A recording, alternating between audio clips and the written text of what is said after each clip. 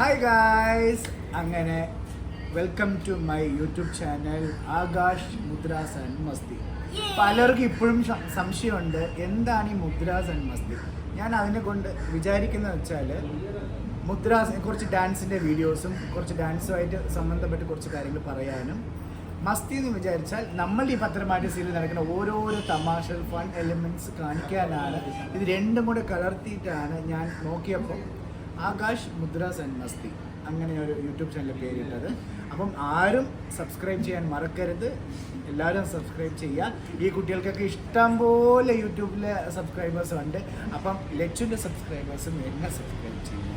Okay, അപ്പോൾ ഞാനിപ്പോൾ ഈ വന്നിരിക്കുന്നത് ലച്ചു ഞാനായിട്ടുള്ള ഇങ്ങനൊരു വീഡിയോ എടുത്തിട്ടില്ല ഇല്ല. നമ്മളല്ലാണ്ട് കോമഡി എല്ലാം ചെയ്യുമെങ്കിലും പേഴ്സണലായിട്ട് ഇപ്പോൾ ഇങ്ങനെ സംസാരിക്കാൻ, ഇങ്ങനെ ഒരു സ്പേസിലേക്ക് സംസാരിക്കാൻ ഇതൊരു വീഡിയോ ഒന്നും എടുത്തിട്ടില്ല. അപ്പം welcome to my YouTube channel. ആദ്യം തന്നെ എൻ്റെ ചാനലിനെ കുറിച്ച് കുട്ടിക്ക് എന്താണ് പറയുന്നത്?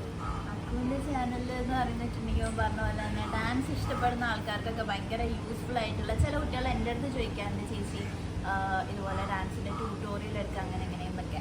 അപ്പോൾ ഇവിടെ എന്നെക്കാളും നല്ല എന്താ പറയുക ടാലൻ്റ് ഉള്ള, എന്നെക്കാളും ഡാൻസിൽ കൂടുതൽ അറിവുള്ള ആളാണ് അക്കു. എത്ര വർഷമായി ഈ ഡാൻസിലേക്ക്? അയ്യോ, അങ്ങനെയൊന്നും പറയരുത്. നിങ്ങൾ എൻ്റെ അടുത്ത് കൂടുതൽ പ്രതീക്ഷിക്കുകയൊന്നും ചെയ്യരുത്. ഇല്ല, അത് വെറുതെ പറഞ്ഞു. ഞാൻ ഡാൻസ് പഠിക്കാൻ തുടങ്ങിയിട്ട്, സീരിയസ് ആയിട്ട് പഠിക്കാൻ തുടങ്ങിയിട്ടാണെങ്കിൽ ഒരു 8 വർഷം ഉണ്ടായിട്ടുള്ളൂ. അതിനു മുമ്പ് ഞാൻ മത്സരങ്ങൾക്ക് വേണ്ടിയിട്ട് അതിനുവേണ്ടി പഠിച്ചു, ഡാൻസ് കളിക്കും എന്നാൽ ഞാൻ മറന്നുപോകും.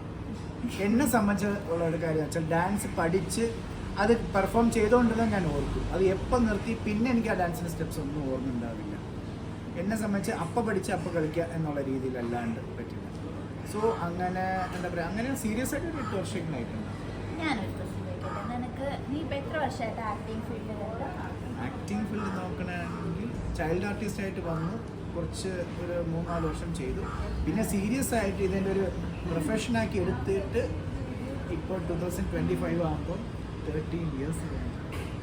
ഡാൻസിനേക്കാളും കൂടുതൽ ആക്ടിങ് തന്നെയാണ്. ഏതാണ് എൻ്റെ ഒരു പേഴ്സണൽ ഫേവറേറ്റ്? എൻ്റെ പാഷൻ ഡാൻസാണ്, പ്രൊഫഷൻ ആക്ടിങ് ആണ്.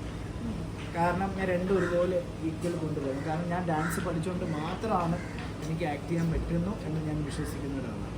അതുകൊണ്ട് അത് എനിക്ക് സ്പെഷ്യലാണ്. ഇനി ഡാൻസിൽ എന്തൊക്കെ അച്ചീവ് ചെയ്യാനാണ്? ഡാൻസിൽ എനിക്ക് ഹയർ സ്റ്റഡീസിൽ ചെയ്യണമെന്നുണ്ട്, കൂടുതൽ പഠിക്കണമെന്നുണ്ട്. പിന്നെ ഇവിടുത്തെ ഇങ്ങനത്തെ ഒരു സിറ്റുവേഷനൊക്കെ ആയതുകൊണ്ട് പറ്റുന്നില്ല.